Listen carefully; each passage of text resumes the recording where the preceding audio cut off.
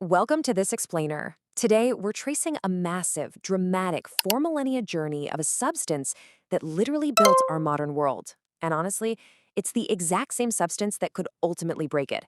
We aren't just looking at a boring timeline of dates here. No, this is a wild story of human greed, explosive progress, and how we became totally, helplessly dependent on just one single resource. So let's jump right in with a question. If I were to ask you right now, what is the world's most powerful weapon? What comes to mind?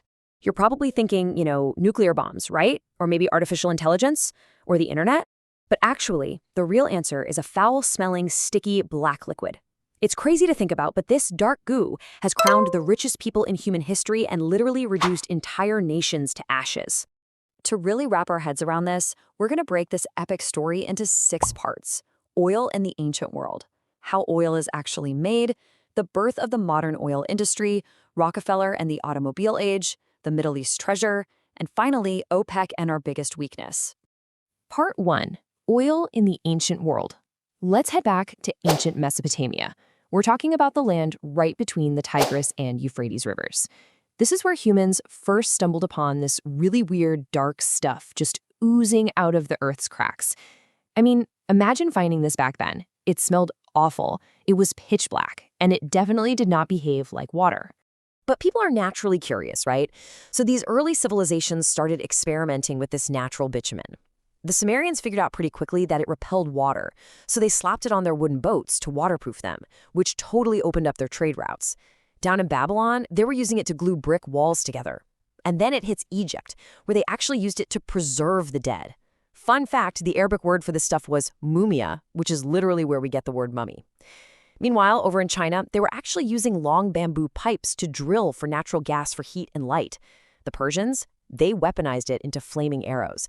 And the Greeks were rubbing it on their joints as medicine, having no idea it actually had antibacterial properties. Basically, everybody was using it, but nobody actually knew what it was. Which brings us to part 2. How was oil actually made? Okay, before we get into the heavy science, we need to aggressively bust a massive myth right here, right now. If you've been walking around thinking oil comes from crushed dinosaur bones, well, you're not alone, but you are absolutely wrong. So here's what actually happens. We're talking about a process that takes 300 to 400 million years. Way before the T-Rex ever showed up, the Earth was covered in these massive oceans, packed with billions of microscopic plankton and algae. When those tiny little guys died, they sank straight to the bottom. Over millions and millions of years, they got buried under endless, heavy layers of sand and mud. All that extreme heat and insane pressure deep underground literally crushed those organisms into a waxy stuff called kerogen. Then, the Earth essentially acts like a giant pressure cooker. When it hits exactly between 60 and 120 degrees Celsius, it cooks that kerogen straight into liquid crude oil. And you know what's really wild about this? Just how incredibly delicate the whole recipe is. I mean, the oil that we burn up in a matter of seconds took millions of years to cook. And get this, if the Earth had been just a tiny bit hotter, like if it crossed that 120 degrees Celsius mark, all of that crude oil would have just evaporated into natural gas. Poof, gone. But because oil is lighter than water, it slowly seeps upward through the rocks until it hits a hard, impenetrable layer, pooling up into those massive underground reservoirs we drill into today. All right, part 3, birth of the modern oil industry. For thousands of years, we really only scraped up the tiny amounts of oil that naturally seep to the surface. But fast forward to the Industrial Revolution in the mid-19th century, and everything flips upside down. Cities are booming, factories are churning 24/7, and suddenly humanity is desperate. We needed a huge, reliable new source of light just to keep working through the night. See, at the time, we had a serious energy crisis on our hands. People were mostly relying on whale oil for their lamps. But we were hunting whales so brutally, they were pushed to the absolute brink of extinction, which made whale oil incredibly expensive. Only the rich could afford it. But then, in 1846, this Canadian geologist named Abraham Gesner steps up and totally changes the game. He figures out how to refine raw crude oil into kerosene, a clean, cheap, and super safe fuel. People went crazy for kerosene. It was a massive hit, but it created a new problem. Where on earth were they going to get enough raw crude oil to actually make it? Well, the answer to that raw crude oil problem came from a guy named Edwin Drake. Now, Drake wasn't some brilliant engineer or scientist, he was just a retired railway worker, and honestly, most people thought he was out of his mind.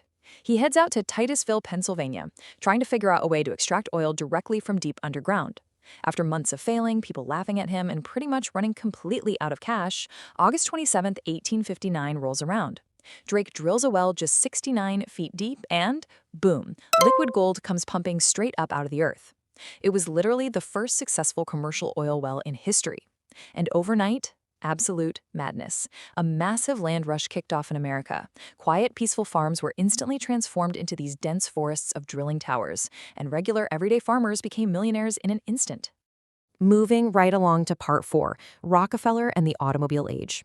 So while all these everyday folks were getting filthy rich just by digging holes in the ground, one guy is sitting back, watching the chaos of the oil fields, and he realizes something profound. He sees that true wealth isn't in pulling the oil out of the ground, it's in absolute, total control. That guy, of course, was John D. Rockefeller. Here's the crazy thing. Rockefeller didn't spend a single dime drilling for oil. Why would he? He realized crude oil is totally useless until it's refined into kerosene.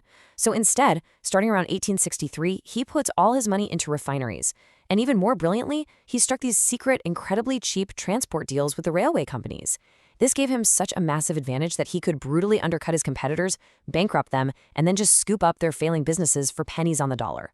By 1870, he launches Standard Oil, and within just 10 years, he ruthlessly conquers 90% of the entire U.S. oil market. 90%? And that brings us to a number that is just hard to even wrap your head around. $400 billion. That is Rockefeller's inflation-adjusted net worth. $400 billion. That completely and utterly dwarfs modern billionaires like Elon Musk or Jeff Bezos. I mean, the US government was actually terrified. They were genuinely scared that one single man could basically swallow the entire American economy. So the Supreme Court stepped in and ordered the breakup of his monopoly in 1911. But here's the ultimate irony. Breaking up Standard Oil into smaller pieces actually caused their individual stock prices to skyrocket. So the punishment ended up multiplying his immense wealth even further. Just incredible.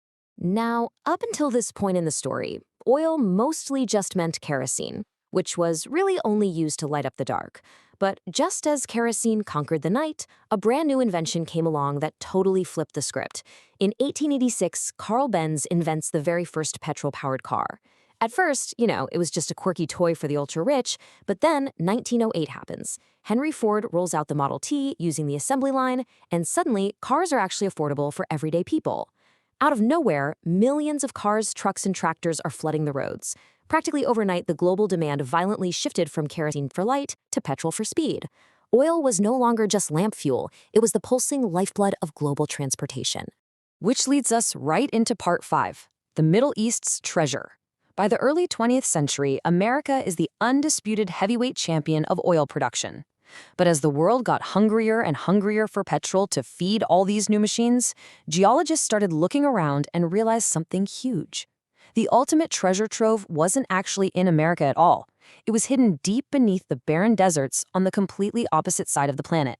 This kicks off a really traumatic shift in global power. It starts in 1908, when a British team stumbles onto massive commercial oil fields in Iran, and they very quickly start siphoning off those profits. Jump to 1932, and geologists start scouring the sandy dunes of Saudi Arabia.